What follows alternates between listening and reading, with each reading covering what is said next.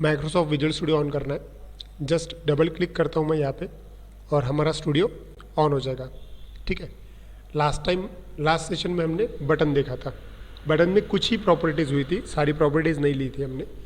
तो अभी मैंने कल जिस वेब एप्लीकेशन पे काम किया था उसी वेब एप्लीकेशन को मैं ओपन करना चाहता हूँ। तो देखो यहाँ पे रिसेंट प्रोजेक्ट करके ऑप्शन रहता है, वहाँ पे आप कल जिस प्रोजेक्ट पे या फिर जिस वेब एप्लीकेशन पे आपने काम किया उसी वेब एप्लीकेशन का लिस्ट वहाँ पे रहता है, दिख रहा है आपको, है ना। तो मुझे याद है कि मैंने डेमो X3 करके बनाया था वेब एप्लीकेशन, तो मैं उसी को क्लिक करता हूँ और जैसे मैं वहाँ पे क्लिक करूँगा सिस्टम जो है कल मैंने जो भी वेब एप्लीकेशन बनाया था उसको लोड कर लेगा। ठीक है, चलिए देखिए अभी ये यहाँ पे लोड हो रहा है।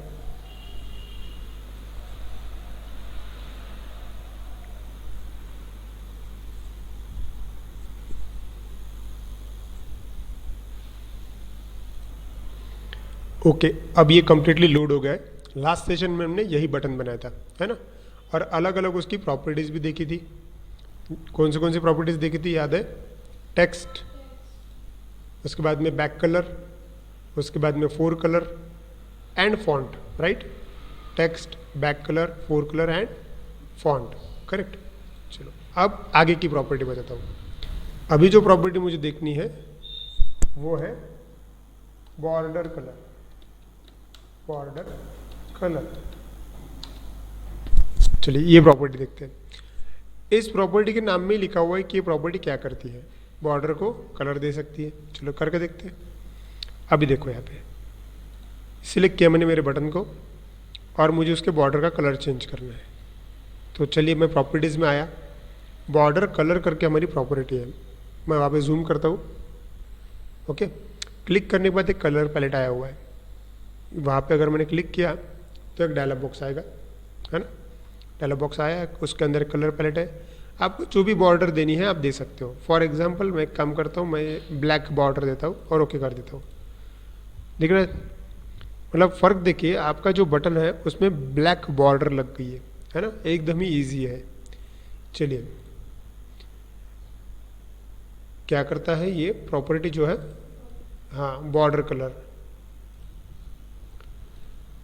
This property is use to set the border colour of control.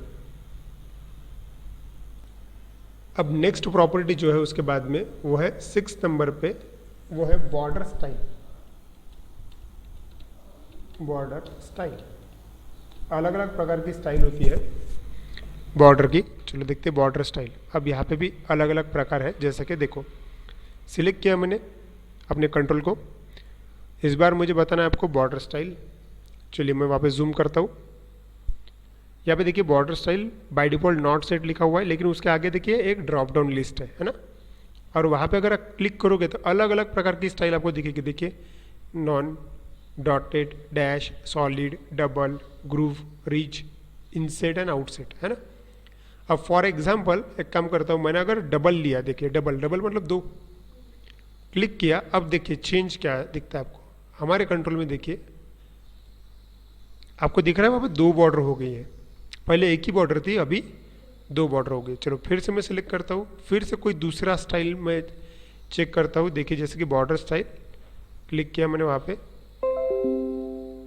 और यहाँ पे मैंने सपोज डॉटेड किया, देखिए, है ना, हमारी बॉर्डर को भी डॉट डॉट लग गए, है ना। चलो फिर से दूसरा सिलेक्ट कर लेता हूँ बॉर्डर स्टाइल, उसमें सपोज डैश है, डैश, तो देखिए यहाँ पे भी डैश हो गया। अभी समझ में आ रहा है? ओके, मतलब हम क्या कर रहे हैं, देखो वैसे तो वहाँ पे बहुत सारी अलग अलग प्रॉपर्टीज़ और उसकी सब प्रॉपर्टीज़ भी है, अलग अलग ऑप्शंस है। तो आपको जैसा जो ठीक लगे आप वो चूज़ कर सकते हो। वहाँ पे बहुत कुछ है। ग्रूव, ये ग्रुप वर्ड, ग्रुप मतलब थोड़ा ब्रॉड हो जाता है, ठीक है। तो आपको जो जैसा चाहिए आप वैसा उसका बॉर्डर कलर ले सकते हो, ठीक है। चलिए तो मेन बॉर्डर स्टाइल जो है हम लिख लेते हैं।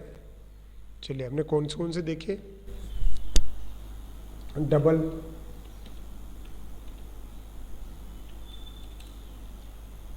चलिए डबल, उसके बाद में क्या देखा हमने, सॉलिड था वहाँ पे, उसके बाद में ग्रूव था, और क्या था, डैश था, डॉटेड था, ठीक है, तो ये अलग अलग प्रकार की स्टाइल्स हमने देखी है। बॉर्डर स्टाइल के बारे में अगर लिखना है तो this control is use to change the style of borders. It contains different styles such as double, solid, groove, dash and dotted. मतलब अलग अलग प्रकार की उसमें स्टाइल है।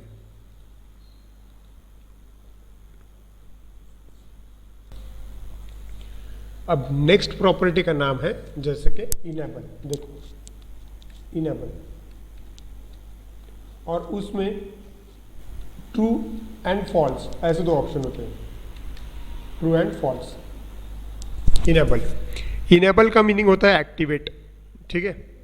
तो ट्रू एंड फॉल्स मतलब एक्टिवेट होना चाहिए या नहीं होना चाहिए, मतलब डीएक्टिवेट होना चाहिए, ये आप कंट्रोल को सेट कर सकते हो। ये प्रॉपर्टी बड़ी काम की प्रॉपर्टी है। चलो देखते हैं, मुझे इसको रन करना है। इस बार रन करने के लिए मैं ये ग्रीन वाला बटन प्रेस कर देता हूँ। क्लिक किया मैंने, और यहाँ पे नीचे वाला ऑप्शन जो है रेडियो बटन सेकंड, वो सिलेक्ट कर लेना और ओके कर देना। चलिए रन हो गया। अब मुझे बताइए ये बटन क्लिक हो रहा है कि नहीं हो रहा है? हो रहा है, बराबर। देखो मैंने अगर वहाँ पे क्लिक कर रहा हूँ तो ऐसा लग रहा है कि वो क्लिक हो रहा है। आप वो किसके हिसाब से बता रहे हो? क्योंकि आपको मालूम है कि वो रिफ्रेश हो रहा है ना, क्लिक हो रहा है वो, मतलब रिफ्रेश हो रहा है। इसका मतलब ये बटन अभी काम कर रहा है, अभी क्या है, ये एक्टिवेट है ना।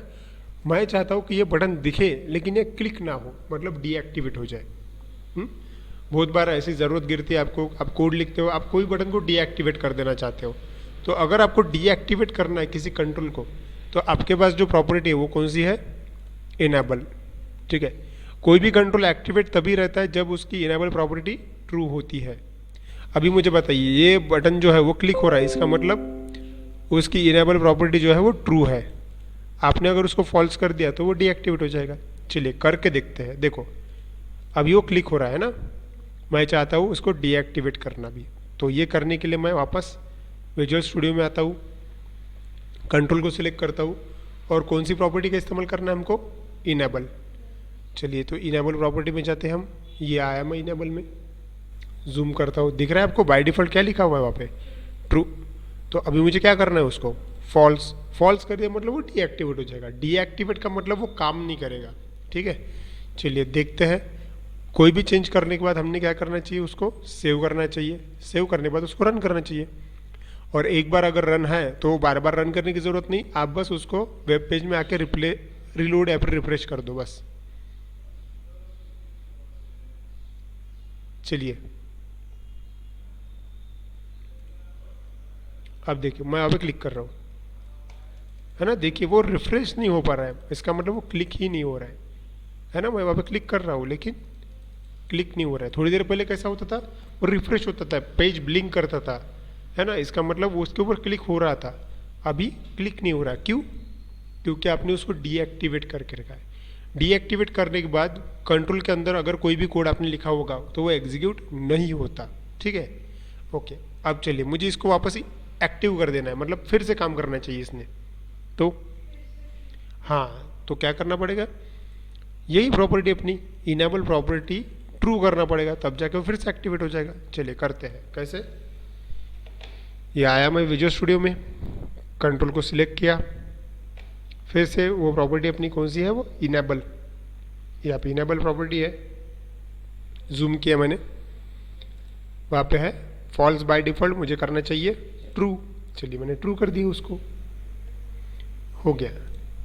सेव करता हूँ और एक बार बस रन कर देता हूँ। रन तो ऑलरेडी है, वो बस मुझे रिलोड करना है ना। देखो रिलोड हो गया है। ओके, अब मैं वहाँ पे क्लिक करता हूँ, देखो दिख रहा है ना। मतलब मैंने क्लिक कर रहा हूँ तो वो रिफ्रेश हो रहा है। ओके चलो बढ़िया, ठीक है वापस आता हूँ। आई होप आपको ये प्रॉपर्टी समझ गई होगी, है ना। चलिए अगर इसके बारे में लिखना है तो this property is use to activate और डीएक्टिवेट द कंट्रोल। अब नेक्स्ट प्रॉपर्टी है उसकी 8 नंबर पे, जो कि बहुत ही काम की है, वो है विजिबल। और उसमें भी ट्रू एंड फॉल्स, ये दो वैल्यूज रहती है। ठीक है, प्रॉपर्टी का नाम है विजिबल, विजिबल ट्रू और विजिबल फॉल्स। देखो ये प्रॉपर्टी इसके नाम की तरह ही है।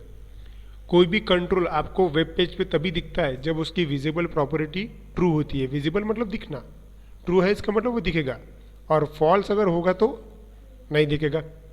कई बार ऐसी सिचुएशन आती है, फॉर एग्जाम्पल जैसे कि देखो अभी मुझे बताओ, ये हमारा पेज रन किया हुआ है, ये रन किया हुआ पेज है और इसके अंदर अपना कंट्रोल दिख रहा है, करेक्ट, ओके।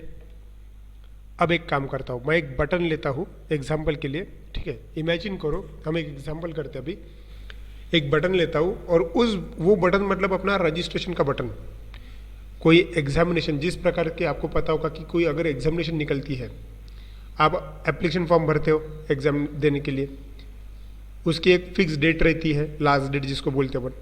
लास्ट डेट होने के बाद क्या हो जाता है, हाँ वो लिंक जो है वो बंद हो जाती है, मतलब वो बटन जो है वो गायब हो जाता है डायरेक्ट उस वेब पेज पे से, दिखता नहीं। फिर हम सोचते कि अगर लिंक चली गई, एक्चुअली वो चीज़ करते कैसे है तो मैं अभी आपको बताऊंगा, ठीक है। चलिए करके देखते हैं। देखिए मुझे एक नया पेज चाहिए, चलिए ये जो वाला, ये जो बटन है ये मैं डिलीट कर देता हूँ, ये मैंने किया डिलीट, ठीक है। फिर से एक नया बटन लेते हैं, हम बटन कंट्रोल देख रहे तो कैसे कर लेंगे, बटन, नया बटन लिया, इसके ऊपर मुझे फिल एप्लीकेशन फॉर्म ऐसा लिखा हुआ चाहिए, तो फिर कौन सी प्रॉपर्टी इस्तेमाल करेंगे हम, टेक्स्ट प्रॉपर्टी, फिल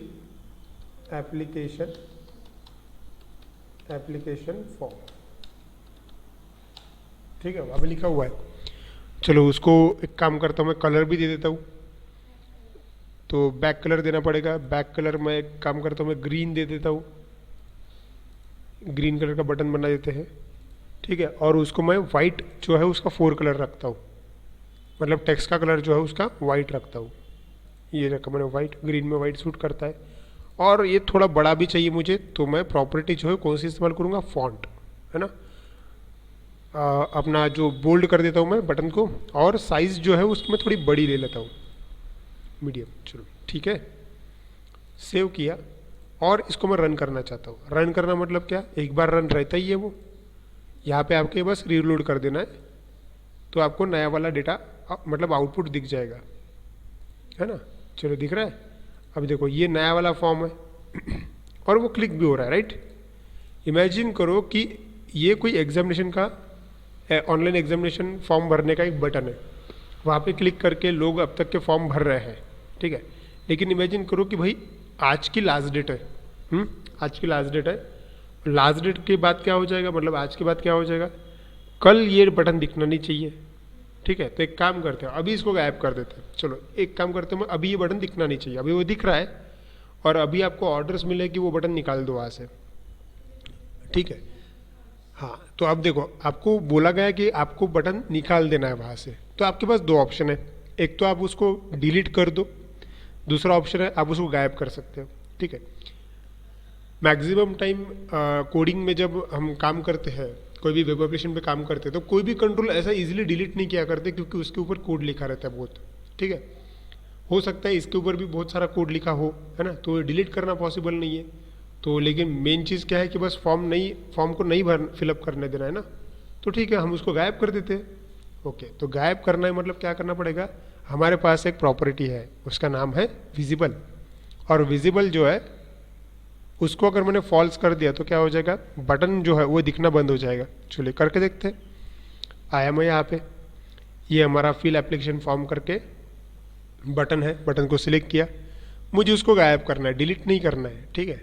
तो मुझे कौन सी प्रॉपर्टी लगेगी, विजिबल। तो मैं यहाँ पे फूटर में है वो एक्चुअली प्रॉपर्टी नीचे, है ना, देखिए यहाँ पे विजिबल, और विजिबल में आके मैंने यहाँ पे सिलेक्ट किया फॉल्स वाला ऑप्शन। ओके चलिए देखिए मैंने फॉल्स वाला ऑप्शन सिलेक्ट किया। ओके अब देखिए वो दिखना बंद हो जाएगा। हाँ आपके विजुअल स्टूडियो में दिखेगा, लेकिन जब आप इसको रन करोगे, रिफ्रेश करोगे, तब वो नहीं दिखेगा। देखो यहाँ पे आया, मैं रीलोड किया तो गायब हो जाएगा, सी, है ना, वो गायब हो गया। इसका मतलब क्या हो गया कि अपन ऐसा ही कुछ हमारे साथ भी होता है, जब कोई एग्ज़ाम डेट की लास्ट डेट चली जाती है तो वो लिंक दिखना बंद हो जाता है। एक्चुअली उन्होंने क्या किया रहता, दो चीज़ें हो सकती है, एक तो उन्होंने लिंक को डिलीट कर दिया, या फिर वो हो सकता है उसको विजिबल फॉल्स कर दिया हो। समझ में आई कैसे हुआ? ये चीज़ आप हर बार देखते हो, रन टाइम आप कितनी भी बार देखा होगा आपने, है ना। चलिए, आई होप आपको वो विजिबल वाला समझ गया होगा, है ना। चलिए एक काम करते हैं, इस बार इसको वापस लाते हैं। कैसे करेंगे? सेम वैसे ही वापस लाना मतलब क्या, हाँ विजिबल ट्रू कर देंगे अपन। चलो सिलेक्ट करो इसको। सिलेक्ट किया मैंने, कौन सी प्रॉपर्टी इस्तेमाल की थी? विजिबल। और विजिबल क्या करना पड़ेगा? ट्रू करना पड़ेगा। चलो मैं वहाँ पे जूम करता हूँ थोड़ा, देखिए विजिबल ट्रू करना पड़ेगा, मैंने ट्रू कर दिया, वापस आया। सेव करते एक बार, आपको हमेशा याद रखना है कोई भी चेंज करना हो तो आपको सेव करना पड़ेगा और रीलोड करना पड़ेगा। देखिए बटन वापस आ गया, है ना। कोई डाउट इसके अंदर? एकदम इजी था वो, है ना। चलिए अब अगर इसके बारे में आपको लिखना है तो आप कैसे लिखेंगे? विजिबल ट्रू स्लैश फॉल्स ऐसा दिया गया और उसके बारे में पूछा या फिर भी लिखने को बोला, तो कैसे लिखेंगे हम? This property is use to show और हाइड द कंट्रोल।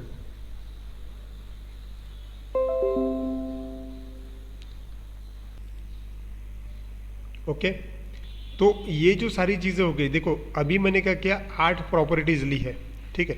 वैसे बटन में तो काफी सारी अलग अलग प्रकार की प्रॉपर्टीज है, लेकिन मैंने फिलहाल 8 प्रॉपर्टीज ली है। हाँ, इसमें कुछ कॉमन प्रॉपर्टी और है, जैसे कि देखिए अभी 9th नंबर पे मैं 2 प्रॉपर्टी आपको बताता हूँ जो कॉमन है, हाइट एंड विड्थ। ये 2 प्रॉपर्टी है, हाइट एंड विड्थ, मतलब उसके नाम पे ही है। बटन, हर बटन का साइज अलग अलग होता है, आप अपनी मर्जी के हिसाब से बटन का साइज सेट कर सकते हो। वो ये अगर करना है आपको तो आपको क्या करना पड़ेगा? हाइट एंड विड्थ सेट करना पड़ेगा, है ना। चलिए करके देखते हैं, ईजी है। ये बटन है ना। चलो इसको मुझे थोड़ा कम करना है, मतलब उसकी विड्थ कम करनी पड़ेगी, है ना। देखिए अब हाइट मतलब क्या और विड्थ मतलब क्या, सिंपल सी बात है। हॉरिजॉन्टल जो पार्ट होता है, हॉरिजॉन्टल जो स्पेस होती है वो मतलब विड्थ, और वर्टिकल जो होता है पार्ट वो मतलब हाइट, ठीक है। सिलेक्ट किया, मुझे ये हॉरिजॉन्टली कम करना है, मतलब क्या करना पड़ेगा? मुझे विड्थ कम करनी पड़ेगी। तो आता हूँ मैं विड्थ में, ठीक है। देखिए मैंने विड्थ में आया, है वहाँ पे विड्थ। आप यहाँ पे आपको जो विड्थ चाहिए आप स्पेसिफाई कर सकते हो। अब यहाँ पे विड्थ जो है स्पेसिफाई करने के लिए एक तरीका है, वो है पिक्सल वाला। परसेंटेज में भी कर सकते हैं, पिक्सल में भी कर सकते हैं। फिलहाल मुझे ज़रूरत पिक्सल की, तो मैं पिक्सल का ही इस्तेमाल करता हूँ। देखो अगर मैंने बोला यहाँ पे 150px, px मतलब पिक्सल, पिक्सल मतलब होते डॉट, 150 डॉट्स, इतनी जो हॉरिजॉन्टल स्पेस रहेगी वो मतलब उसका विड्थ हो जाएगा। चलो, और मैंने 150px लिखा वहाँ पे और एंटर हिट कर दिया, तो देखो दिख रहा है आपको बटन का साइज जो है थोड़ा कम हो गया है, लेकिन उसका फॉन्ट मतलब उसका टेक्स्ट जो है वो थोड़ा बड़ा था। तो एक काम करते, उसको उसके टेक्स्ट के हिसाब से एडजस्ट कर लेते। तो क्या करना पड़ेगा? विड्थ थोड़ी ज़्यादा कम होगी, थोड़ी बढ़ानी पड़ेगी। तो एक काम करता हूँ मैं यहाँ पे 150 ना करते हुए 170 करता हूँ और एंटर लगाता हूँ, है ना। आप देखो एकदम परफेक्ट हो गया वो बटन, राइट। हाँ, ये हो गया विड्थ। अगर आप बोलोगे कि चलो हाइट बढ़ाते हैं, तो ये यहाँ पे हाइट पे आया, सिलेक्ट। हाइट में भी वैसे ही पिक्सल में लिखना पड़ेगा, 50 पिक्सल बढ़ानी है, 100 पिक्सल बढ़ानी है। चलो एक काम करता हूँ, अगर मैंने यहाँ पे 50 लिखा, 50 पिक्सल, पिक्सल का मतलब होता है 50 पिक्सल मतलब 50 डॉट अगर आपको देने रहे स्क्रीन के ऊपर, तो जितनी जगह मिले मतलब ऑक्यूपाई होगी वो मतलब 50 पिक्सल। ओके, देखो ये हो गया 50 पिक्सल। समझ में आया? मतलब आप अपनी मर्जी के हिसाब से, आपके रिक्वायरमेंट के हिसाब से हाइट एंड विड्थ कम ज़्यादा कर सकते हो। क्लियर? ठीक है, तो ये था हमारा 9th प्रॉपर्टी। अगर आपको लिखना है ये, तो आप कैसे लिखेंगे? Height and width. This property is use to set the height and width of control.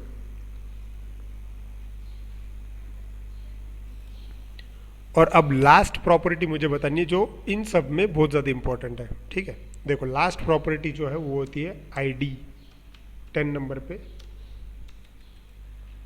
वो होती है आईडी। देखो आईडी मतलब क्या? एक्चुअली प्रॉपर्टी नहीं बोला जा सकता, बस मैं आपको बता दे रहा हूँ कि आईडी जो होता है, आईडी मतलब उसका होता है कंट्रोल का नाम। हम जो भी कंट्रोल को इस्तेमाल करते हो तो हर कंट्रोल को नाम देना ज़रूरी होता है, ठीक है। तो कंट्रोल का नाम कहाँ पे देना पड़ता है, तो आईडी में देना पड़ता है। अब ऐसा क्यों, देखो समझाता हूँ। अभी इस पेज पे हम आए, आप लोगों ने क्या किया, एक बटन कंट्रोल बनाया, ठीक है। इमेजिन करो मुझे और एक बटन बनाना है, चलो ठीक है, मुझे रजिस्ट्रेशन वाला बटन बनाना है। क्लिक किया मैंने, चलो ये और एक बटन आया और मैंने टेक्स्ट पे लिखा रजिस्ट्रेशन। चलो और एक मुझे बटन चाहिए, उसका नाम रखता हूँ मैं कैंसल, ठीक है। मैंने और एक बटन लिया और उसको मैंने रखा कैंसल।